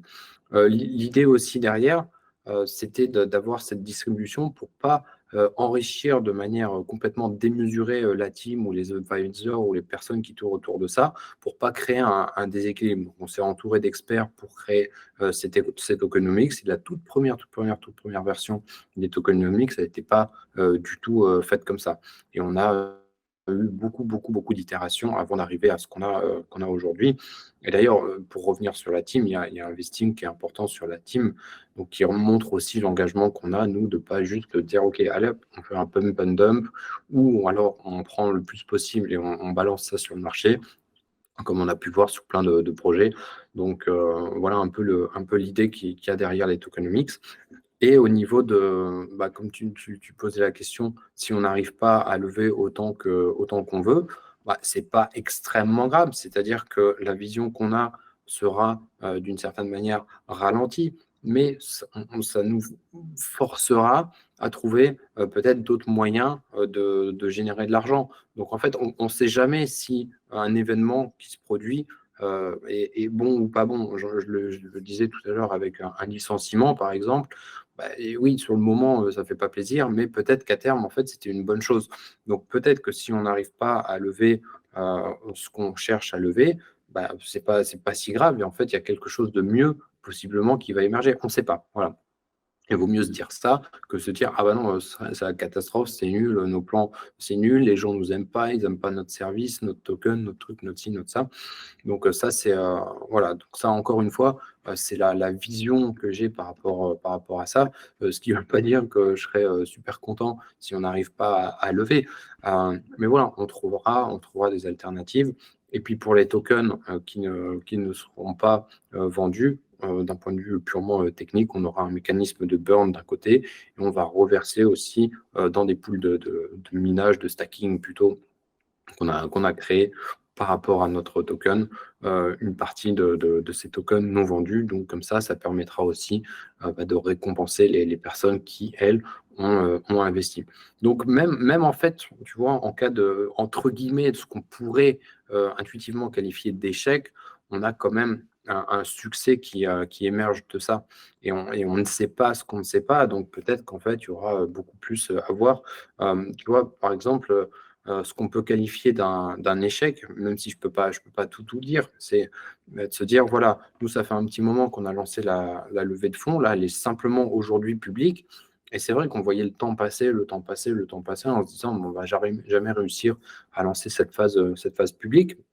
Et en fait, c'était une des meilleures choses qui ait pu se passer, puisque ça nous a permis de régler pas mal de problématiques qu'on avait en interne et de repartir sur un bon pied par rapport à certaines choses. Et si on n'avait pas mis tout ce temps-là à préparer, à revoir les tokenomics, à revoir les questions qui sont liées à la régulation, à revoir aussi ce dont je parlais en interne, bah, peut-être qu'en fait, en cours de route, on aurait eu des problématiques encore plus importantes que si on avait réussi à lever beaucoup plus rapidement et beaucoup plus tôt dans le temps.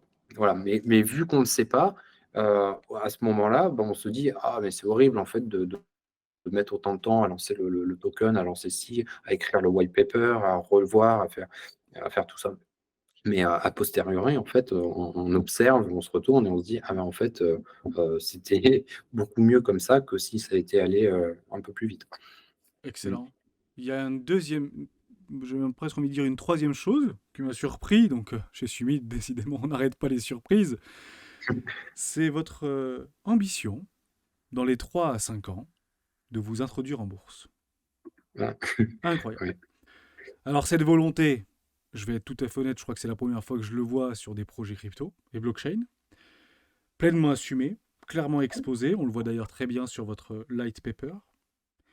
Ça donne une totale transparence et c'est aussi ce qu'on va rechercher dans ce monde encore naissant, un maximum de transparence, à défaut de pouvoir éventuellement essayer de déceler une honnêteté maximale chez les porteurs de projets. C'est quoi en fait la volonté derrière en fait cette ambition de vouloir s'introduire dans cette perspective finalement assez globale et très ambitieuse, j'ai envie de dire. Quels seront les impacts tout d'abord sur la communauté de Summit? Deuxièmement, quels seront les impacts sur les investisseurs des premières heures qui, eux, vont investir ou ont déjà investi dans votre projet, notamment d'ICO de levée de fonds?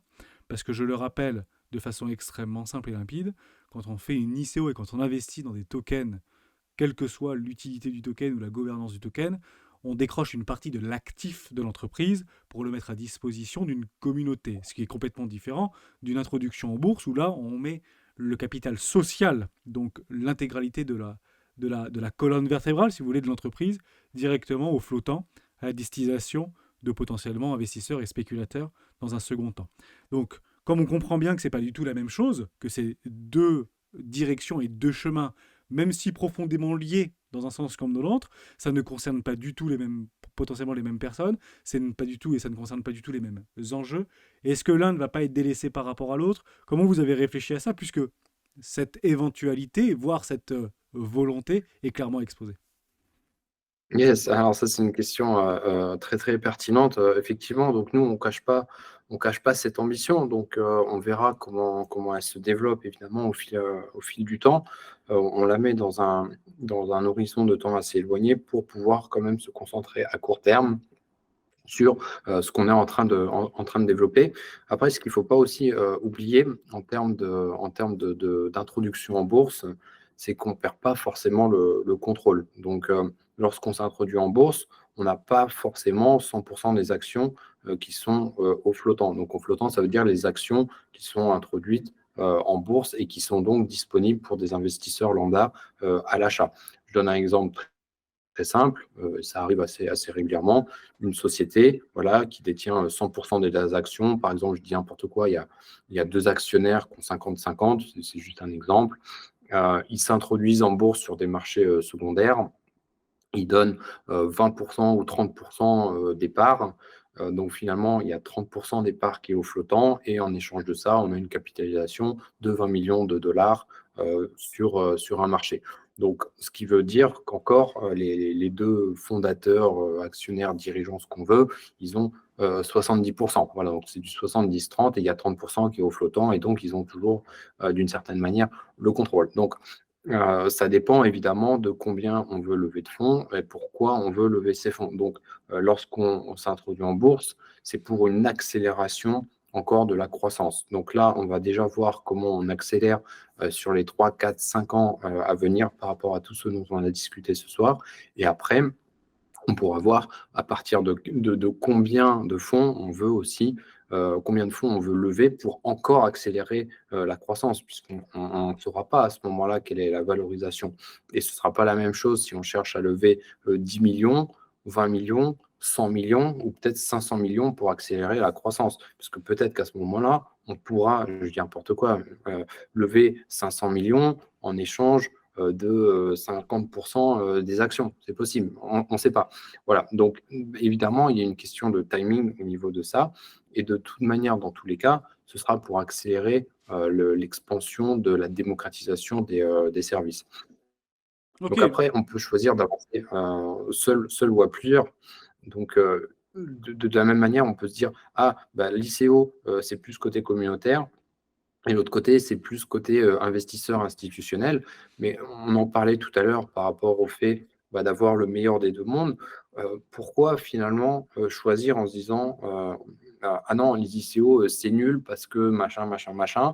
Ou alors, ah non, les IPO, donc les introductions en bourse, c'est nul parce que machin, machin, machin. En fait, il y a tout le temps un petit peu de deux mondes à prendre. Et puis, ça fait se confronter deux milieux qui sont différents. On va toucher une cible qui est complètement différente grâce à une introduction en bourse également, si on va jusque-là et qu'on y arrive.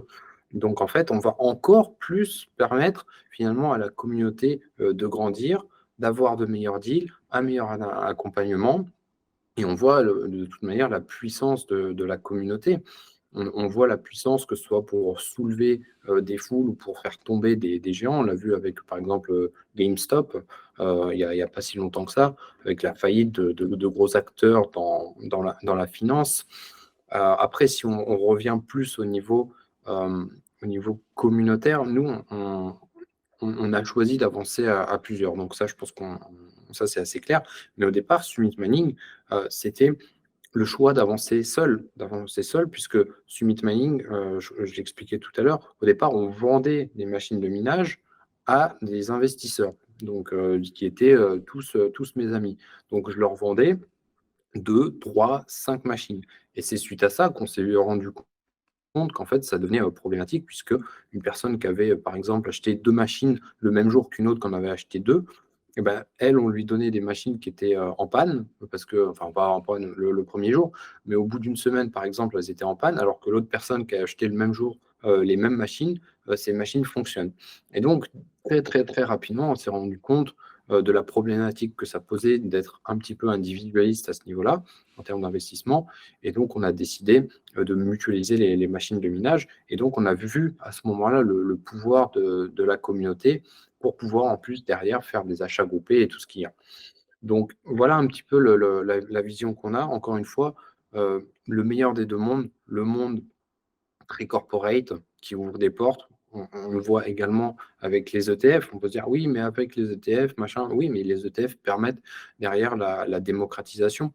Donc finalement, la finance traditionnelle est là aussi pour aider et pour apporter un levier supplémentaire que la finance purement crypto n'a pas nécessairement. Et pour notre communauté à nous, c'est quand même un signe plutôt encourageant, déjà en termes par exemple, de vision, et d'un point de vue plus concret, on mettra en place des avantages sur la vente d'actions du groupe à ce moment-là.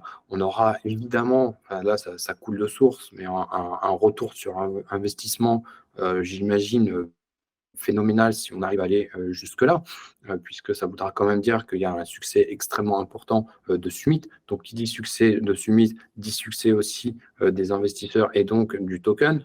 Donc, en fait, tout l'écosystème, en fait, on revient sur un cercle vertueux de l'écosystème où, en fait, il n'y a pas un seul pan qui gagne et les autres échouent. C'est tous ensemble en fait. C'est pas juste Math contre les autres, c'est pas tous contre Summit, c'est pas Summit mais pas les clients, c'est vraiment tout le monde en fait. Parce que l'un ne peut finalement subsister sans l'autre. Et donc, cette IPO, cette introduction en bourse, si elle arrive dans le timing qu'on souhaite, ou même si elle est peut-être un peu en retard, en fait, ce sera la consécration de tout tout ce travail de bâtissage d'un écosystème, en fait. Donc, forcément, derrière, nous, on récompensera encore plus les personnes qui nous ont suivis les premiers. Donc, ça, après, c'est le côté fidélité, le côté, du coup, purement communautaire, là, qui sera, dans tous les cas, le cœur de cible. Mais comme n'importe quel dirigeant de société, décide ou non de faire des compromis par rapport à sa manière de diriger. Il y a les fondateurs, en fait, sont le fondement même de la vision de la société. Et en fait, il y a des choses sur lesquelles on ne fera pas il n'y aura aucune négociation possible. Donc, que ce soit avec des investisseurs institutionnels ou pas, puisque finalement, on ne peut pas derrière vendre notre âme au diable juste pour collecter 1 million ou deux en plus. Donc, et ça, ce sera tout le temps le cas. Après, le risque qu'il y a, c'est de virer le fondateur et le visionnaire de la manière dont il voyait les choses, qui est peut-être pas forcément la meilleure, mais en tout cas, le produit et le projet a été amené grâce à ça au départ. Donc, j'estime qu'il y a une pertinence et une corrélation absolument énorme entre le fait de démarrer d'un point de vue purement communautaire avant d'aller derrière attirer des investisseurs qui sont davantage institutionnels et peut-être un peu plus old-fashion, leur montrant également, regardez, il y a d'autres opportunités qui existent grâce à la crypto-monnaie, et tout le monde finalement peut gagner d'une manière ou d'une autre. Et on revient, et je terminerai là-dessus, sur ce qu'on disait, où en fait les différents investisseurs ont différentes visions, de la même manière que les différentes personnes qui arrivent chez Summit ont différents besoins, certains de formation, d'autres d'investissement clé en main, d'autres d'investissement délégués de leur côté ou maîtrisés par eux-mêmes. Et donc, on arrive à, comment dire, deux mondes, finalement, avec deux visions qui cohabitent sans poser nécessairement de problème. Alors, c'est peut-être une vision extrêmement idéaliste, hein, mais de toute manière, on a vu assez de sociétés réussir de cette manière. Donc, pourquoi pas nous, en fait? Tu vois, c'est la question qu'on se pose finalement, c'est pourquoi pas nous? Il n'y a aucune raison que vous n'y arrivez pas. D'ailleurs, c'est super pertinent Il ce y en que... a plein, il y en a plein, mais, Ouais, ouais, mais mais, mais en tout cas, pas, effectivement, pas celle-ci. concrètement, il y a plein de raisons qui font qu'il n'y a pas de raison. Ouais. Absolument. Mm. Je voulais juste rebondir sur un truc et on arrivera au terme de cet échange et Ouais. avec, on espère, la plus grande sincérité. Vous avez, et moi le premier, appris à mieux connaître Mathieu. Vous comprenez bien ici, dans ce discours d'introduction au niveau d'une IPO, un petit peu ce qu'a fait Coinbase, si vous voulez, le fait d'avoir décroché un actif en proposant aujourd'hui, hein, actuellement, un cycle de financement, notamment via un décrochage d'actifs sur une ICO. Vous comprenez bien que vous allez, et on va avoir la possibilité, encore une fois, de pouvoir capturer une des plus grandes parties de la valeur de l'entreprise sur un minimum de temps avant des introductions. Puisqu'en fait, d'un point de vue plus traditionnel, on aurait découvert peut-être Summit à travers BFM TV, à travers Boursorama ou à travers d'autres médias, que peut-être que d'ici 2027-2028, Summit vient s'introduire en bourse. Et nous, en fait, on a appris à connaître et on a appris à connaître Summit, encore une fois aujourd'hui, mais à travers différents médias et à avoir différentes raisons, et surtout au travers de leur communauté. Et c'est ça probablement qui profondément est en train de changer dans nos sociétés, et nos sociétés entrepreneuriales, financières et plus largement dans tout ce qui est produits et services, et je pense qu'on va dans le bon sens. Maintenant, j'aimerais juste qu'on conclue là-dessus, et encore une fois, je te remercie, j'ai pris un réel plaisir à t'entendre, à t'écouter, et merci d'avoir répondu à toutes mes questions avec la plus grande sincérité. On a toujours la même ambition dans la communauté des rois, c'est d'apporter un maximum de valeur à l'ensemble des gens qui nous écoutent et qui prennent la peine de nous écouter jusqu'au bout. Et pour celles et ceux qui sont arrivés jusqu'au bout, j'aimerais te poser une dernière question. Pourquoi tu fais tout ça, Mathieu? C'est quoi finalement ta motivation la plus profonde? C'est quoi finalement ta consécration? À quel moment tu pourras te dire, ok, là je suis arrivé au bout de ce que j'ai toujours voulu être, toujours ce que j'ai voulu faire. Pourquoi tu fais tout ça, Mathieu? Ouais, bon, déjà, je pense qu'il y a pas de bout. Il y a pas de bout. C'est pas financier parce que en fait, moi, on n'est pas là pour parler de mes finances personnelles, mais j'avais déjà beaucoup d'argent avant de démarrer, Summit grâce au trading que je faisais et clairement entre l'argent que j'avais et les problématiques, auxquelles on fait face aujourd'hui, clairement, il y aurait beaucoup de personnes qui auraient choisi, l'argent et pas du tout, de gérer des boîtes comme Summit. D'autant plus, que ce qu'on fait aujourd'hui avec 40 personnes dans la team, ça a rien à voir avec, les ambitions qu'on a. Donc les problèmes d'aujourd'hui, ils sont peanuts par rapport à ce qu'on aura demain. Donc déjà, il y a c'est important de prendre conscience de ce truc-là. Donc il y aura pas de fin, je pense, puisque le but, c'est de progresser déjà d'un point de vue entrepreneurial. Moi, je suis absolument passionné par ce que je fais et il y a tellement de millions de trucs à apprendre, en fait, ça finit jamais. Donc je pense pas qu'il y aura un jour une consécration en se disant: «Waouh, voilà, ça y est, ça y est, je suis arrivé». Et je préfère pas, en fait. Je préfère pas me dire: «Ça y est, un jour, je serai arrivé», puisqu'on a des sociétés qui font ça avec des fondateurs, où en fait, ils se disent: «Ça y est, hop, j'y suis arrivé, je vends ma boîte» et puis derrière, en fait, ils ont une perte de sens parce que leur boîte, c'était toute leur vie pour différentes raisons, ce qui ne veut pas dire qu'il y a que ça, hein, attention. Donc moi, ce dont j'ai pas parlé là, tout à l'heure, parce que j'en parle pas spécialement, mais j'étais pompier à l'époque, donc j'ai été pompier pendant 6 ans. Donc j'ai aidé les gens en one to one, hein, donc tu es à un endroit, tu aides une personne, voilà, que ce soit à éteindre le feu de sa maison ou à lui sauver la vie parce qu'elle a fait un arrêt cardiaque ou qu'elle est coincée dans je sais pas quoi. Hem, donc ça, c'est à la base, hein, on parle de ça il y a quasiment 20 ans, bah, il y a 20 ans maintenant, voilà. Il y a 20 ans et donc là, clairement, bah, tu tu pas là, t'es pas pompier, surtout il y a 20 ans pour l'argent. Enfin, toujours pas aujourd'hui d'ailleurs. Donc c'est pas un truc qu'il faut diaboliser l'argent, mais en fait, je voyais déjà à cette époque-là qu'avec de l'argent, en plus du côté extrêmement intéressant, qu'il y a avec toute la connaissance que ça demande de le gérer et de le faire grossir, hem, il y avait vraiment un vrai pouvoir au niveau de ce qu'on peut faire. On peut vraiment faire de grandes choses avec ça et donc je voulais pouvoir, impacter plus de personnes grâce à ça et je pense qu'on est en très bonne voie pour le faire. Donc déjà, la finalité, elle est plus de ce côté-là, plutôt que se dire: «Ça y est, je suis en haut du podium et c'est trop bien». Parce que je dis pas, attention, que je veux pas être en haut du podium non plus, hein, voilà, tout le monde veut, avoir, une certaine dose, voilà, de je sais pas comment on appelle ça, mais, de méritocratie ou autre. Mais, avant ça, voilà, il y avait vraiment un autre aspect et peut-être le 2e point, hem c'est que j'ai cette capacité, en fait, à rendre le compliqué assez simple. Donc là, on n'a pas parlé des mécanismes de la crypto, ni rien, mais des choses assez compliquées, j'arrive à les rendre simples. Le trading, j'arrive à le faire comprendre de manière simple. La crypto, j'arrive à la faire comprendre de manière simple, sans être un expert précis, d'un sujet en particulier.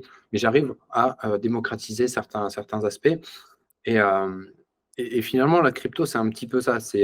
C'est ce que tu as jamais rien compris, à l'informatique, combiné à ce que tu as jamais rien compris à la finance, en fait. Et donc, moi, j'arrive en disant: «Bah, voilà, ce que tu as jamais rien compris à l'informatique, c'est un peu ça et ce que tu as jamais rien compris à la finance, c'est ça» et bah, l'un plus l'autre, finalement, c'est la crypto, c'est le bitcoin. Donc, ayant cette compétence, on va dire, naturelle de simplifier les choses, bah, en fait, je pense que je suis tout simplement au bon endroit, au bon moment, avec les bonnes compétences pour pouvoir avoir un impact, sur, le futur de la finance qui est, finalement, bah, la crypto-monnaie. Donc, voilà, ce serait un peu ça, la conclusion si j'avais quelque chose à dire, en termes de conclusion. Peut-être au bon endroit, au bon moment avec les bonnes compétences. Formidable. Arrêtons-nous là-dessus. Sincérité, humble et une grande motivation et passion dans tout cas tout ce que tu entreprends et tout ce que tu as entrepris dans le passé. Ça m'a beaucoup fait sourire. Peut-être que certains d'entre vous l'ont remarqué, même si on voit peut-être pas très bien sur l'écran du téléphone. Mais pendant que tu nous parlais de ton expérience, notamment en tant que pompier, à plusieurs reprises, tu as regardé vers la gauche. Et vers la gauche, et lorsqu'on qu'on se remémore et qu'on parle de la vérité vraie. Donc merci pour cette sincérité. J'ai bien senti que tu avais essayé de donner un maximum de ta personne pendant toute cette heure et demie qu'on a partagée ensemble. On peut C'est s'arrêter vrai. ici. Si vous avez la moindre question, n'hésitez pas à les mettre dans les commentaires. On se fera un plaisir d'y répondre et je les communiquerai directement aux équipes de Summit. Sinon, on créera directement un lien dans le salon des Discord des rois du marché. Si vous avez la moindre question, ils pourront d'ailleurs y participer s'ils le souhaitent. Merci à toutes et à tous d'avoir suivi cette vidéo jusqu'au bout. Mathieu, merci beaucoup pour ta présence et pour le temps que tu nous as consacré avec un N majuscule. Je vous souhaite une très bonne continuation. À demain dans un prochain rendez-vous, une vidéo des rois du Bitcoin. Ciao. Ciao, ciao.